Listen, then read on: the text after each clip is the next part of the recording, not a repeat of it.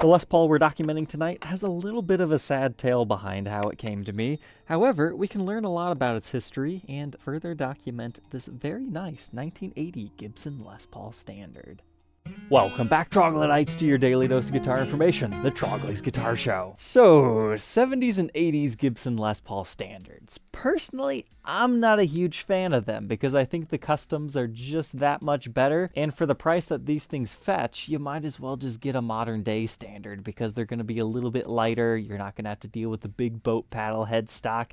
However, there is no denying that these things have that very certain look to them. The Les Paul Standard was reintroduced around 1976. Are there some custom ordered deluxes with humbuckers before that? Yes, but as far as the model being official again, you're around late 75, early 76. So no hate if you do enjoy these, but you gotta remember, for this particular year, 1980, that's when Gibson starts to toy around with things like the Heritage series, and those are very nice. They got the cool two-piece flame tops, no more three-piece plain maple. You get the return of the mahogany neck, because for the majority of 1976 through 1981, you have the maple necks on most Les Paul models. By 83, you get the prehistorics that have a lot of the similar specs as the Heritage series. However, you get the true ABR1 bridge, and you start to get more of the reissuing stylings of things. You gotta remember, in this era, there's also the deluxe that you could choose from, just for something a little bit different, including a Pro Deluxe with P90 equipped pickups. When you compare the Standard to all the other models, you can kind of understand why my opinion is of these as it is. There's just so many options in this era, but what's kind of cool about this one being a factory black is it hides a lot of the quirks to these standards. So yes, it still has a three-piece top to it, but you can't see it. Yes, it still has a maple neck, but you can't see it. Yeah, we still got the volute, but again, it hides. So if you don't like some of the bizarre specs that these things have, consider an Ebony version if you can find it. It's like a custom and a standard blend together. But I told you there's a story behind this one. Let's go ahead, clean it up, enjoy some gorgeous B-roll shots as I share that. I was contacted by a viewer of the show about a week ago saying he has a 1980 Les Paul Standard that he's helping somebody sell. He asked me if I could do an in-person inspection on it, to which I said, yes, I do offer that service. However, it's 3 times more expensive than just my regular online help sessions because it takes me a little bit more time to tear the guitar apart. Basically, I have to do the whole review process before I can tell you the information. But if you just want to send me a couple of photos, I can definitely get you in the ballpark. And thankfully, he was comfortable taking the photos. They looked like this, and I was able to provide him all this information as to when it was produced, if everything was original, as well as doing a small market evaluation, seeing what is his biggest competition currently on Reverb and what price I think this should stand at. And then in most situations, that's where I ended. I don't normally make an offer on the guitar, but I knew in this case they were actively looking to sell it because this was an inherited guitar. So the father of the owner passed away, as far as I understand it, many years ago. He was the original owner. He played this a little bit, but it's not like all the time super sentimental value is the gist of it that I got. However, he had a son who inherited this guitar, but unfortunately the son passed on this past weekend, so the guitar now goes to the daughter. And funeral arrangements, things like that, we all know they are expensive. So unfortunately, they made the decision to sell the guitar. But the nice thing about selling the guitar to me is we get this nice video. If they ever want to see it again and see it all nice polished up and all these good B-roll shots, this will live on forever. Because I even asked him, are you sure you want to sell this? This is very sudden. I know there's a lot of sentimental attachment to previous items. But being armed with all the market knowledge, they accepted my offer, we met up, and the rest is history. So let's go ahead and take a deep dive look into this 1980 Standard. She cleaned up beautifully, although far from perfect, but let's go ahead and check out these pickups together. We've got some picking wear to the outside cover, but it's still a gorgeous, very late Gibson T-top pickup, dated to January 25th of 1980. However, our bridge pickup does not have a date. And to me, it looks like the solder might have been disturbed at one point in time. This is either a 1975 through 1985 pickup. The patina between the two base plates match, so I have decent confidence that it is a T-top. It's got a good reading, 7.61, neck position 7.78, and middle position 3.85. But to further idea, we would have to take the cover off, and I don't want to do that. So I can at least say error correct, although I can't guarantee it's the original pickup. As far as the neck pickup cavity, here's what we're working with. You can see the mahogany poking through right there, as well as in our bridge pickup cavity. However, we've got a little bit more to discover. So again, normally when people think about pancake bodies, they think about the one that they can see. It looks like this. There was actually 2 stacks to the pancake. The other one is right underneath the maple top. You can see where the mahogany body ends. The pancake maple layer begins before your big maple top. But our bridge is the regular Gibson Nashville style. You can tell it's original because it says made in Germany over here, because Schaller made them. All things considered, I'd say the bridge has a decent radius considering the age, but I did need to flip it back around to the correct orientation. The screw should be facing this way on a Nashville style, whereas an ABR1 has them facing the other way. Then your tailpiece is of the full weight variety with a single casting mark in the center.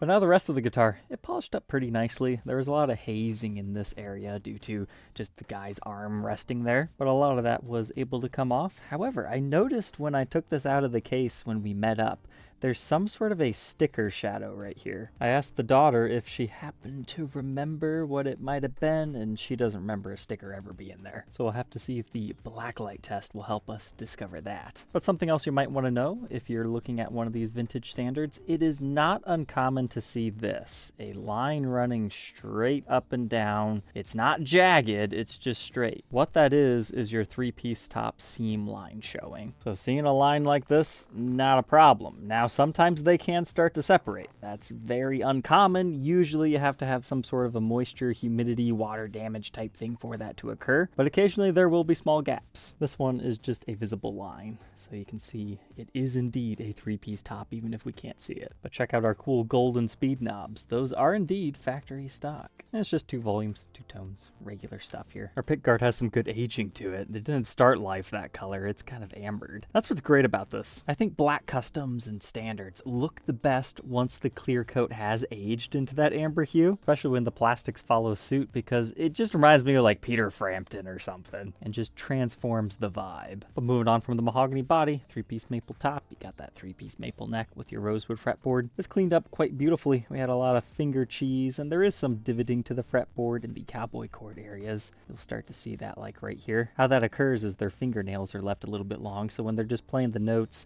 it's naturally rubbing against the board. All things considered, these are relatively shallow and it is possible to fill them in if you really wanted to, but I think it just adds to the character. There is fret wear on this, mainly in the cowboy chord areas. It could be leveled and recrowned, but that's the other thing about these standards is it's the low wide frets of the era. They didn't even start life very tall, so that's why sometimes I'll suggest just going for a modern era Les Paul unless you really want something from the 70s. But you gotta remember, there's some guys that prefer the low wide frets. So again, guitars, once you move into Gibson and Fender and other high-end offerings, they're all good, right? It just comes down to personal preference and whether you like the history of a guitar or you like the playability of it.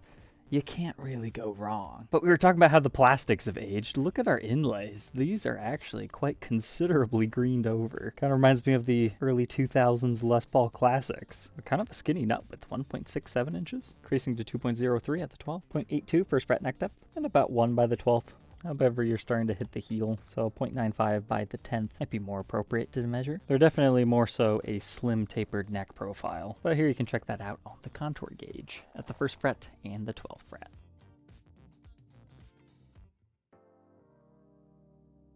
Now we can move on to the face of the headstock. Cool Gibson logo done up in mother of pearl with your Les Paul model silkscreen, and then you're going to notice the tuner style. These have really large flat washers that go over them, so they're kind of like the vintage style. They just take up as much real estate as the screw-on bushings. Kind of an acquired taste. It's just part of the late 70s, early 80s. But here you can see our truss rod. It's got plenty of life, moves both directions just fine, and we can actually see our maple neck somewhere, as well as the initials of who filed the frets originally at the factory. And here's a quick peek at our truss rod cover. It's also nice and yellowed over, as you can see on the back.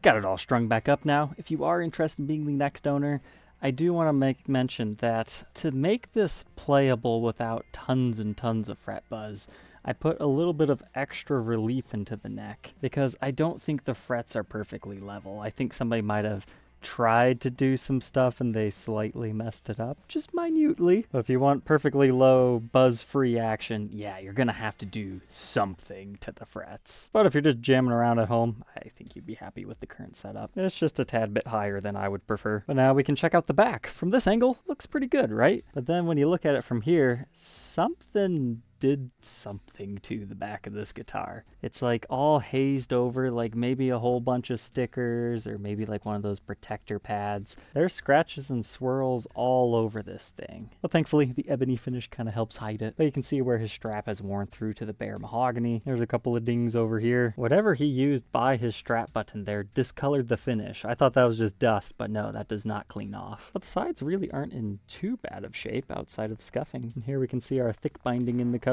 with our nickel output jack plate. We were talking about how cool the aged lacquer is over top of black guitars because it turns the binding that really cool color. Keep in mind, it also changes the color of the guitar. I know you might think an ebony finish is an ebony finish, but look at this as compared to that. You can actually see how yellow this finish is too, because it's just the clear coat that ambers over. That's mainly something you have to appreciate in person though. But we're still within the shielding tray era, and if you're not sure about the pickups, always look at your solder joints. These ones, I could personally go both ways, because most times they'll be fully submerged, but there can be employee variances here, but this is that bridge pickup. Let's say at the very least it's been in and out, if not restored with an error correct pickup. I mean, look, we've got the yellow marking, and we've got the red marking up here, so that's a good sign. This looks closer to factory original to me. However, it's a bit shinier than everything else, so just maybe he tried around with different pickups at some point. But this one dates to 1979, as does this one, second week. Can't read that, but it would likely match this one to 79 of the 19th week as well. No Leonard family initials. And we can also take a peek at the toggle switch cavity.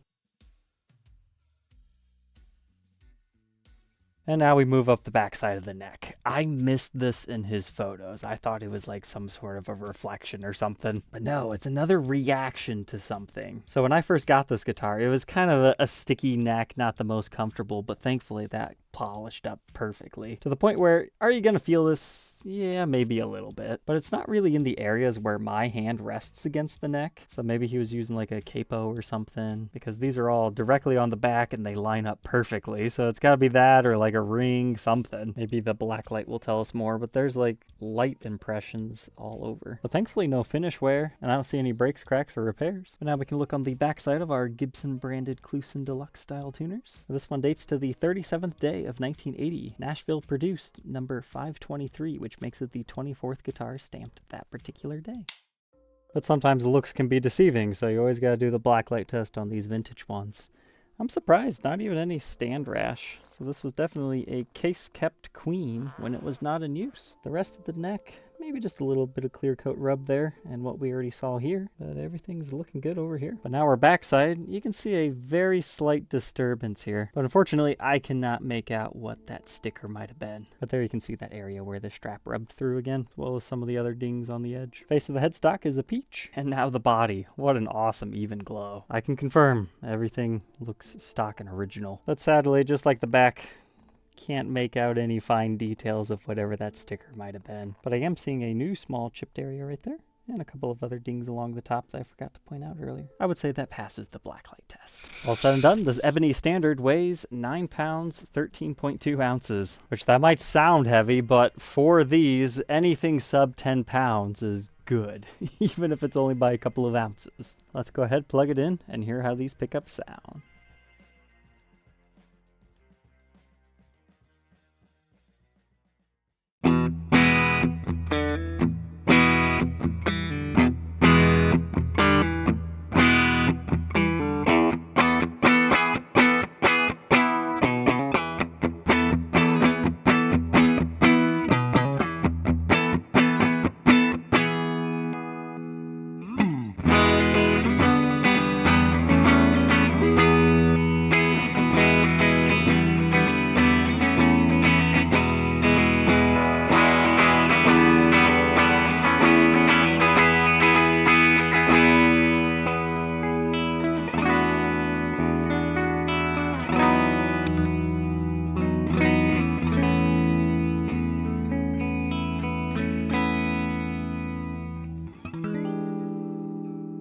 In my opinion, it sounds like a T-top, so it likely is.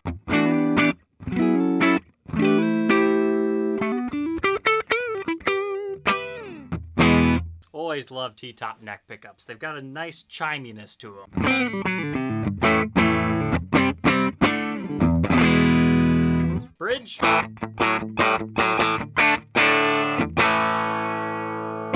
They distort well and they stay clear, and they play nicely together.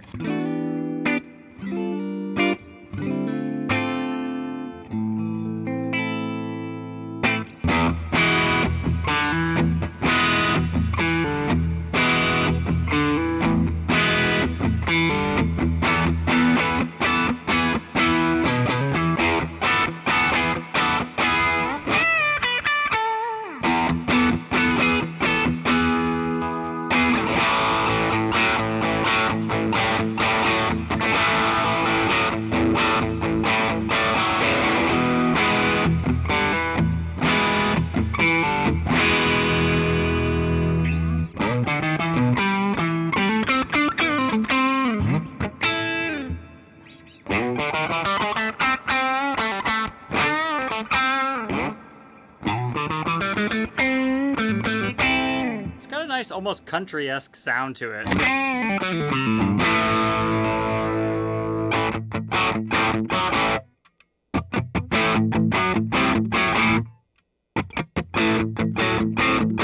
I find myself even preferring the neck pickup with a bit of dirt.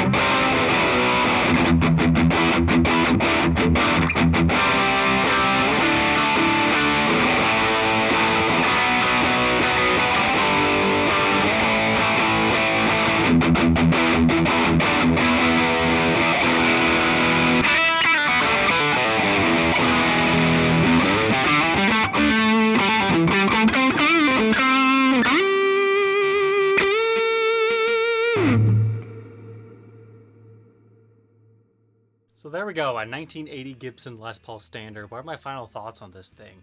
Those pickups sound phenomenal. The more I was playing it, the more it's like, you know what? I just like all the positions. But ultimately, if I had to choose just one pickup, I think it would be the neck position because they're just so articulate and clear. T-tops are kind of slept on because Tim Shaw's just sound cooler, but they're both great pickups if you can find a guitar equipped with them and you're looking for the classic rock tones. So if you remember nothing else from this video, if you think it's Trogly says Norland era Les Paul Standards are garbage, steer clear, that's not what I'm saying at all. I'm just saying come into it with the right mindset with this neck profile.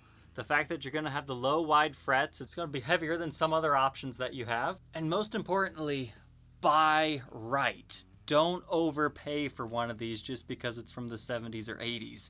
Because as I was telling you earlier, there's much better standard alternatives from the same era that are just a little bit more nicely spec'd if you care about those kinds of things. I actually had a lot of fun with this one. I just wish it set up a little bit better overall.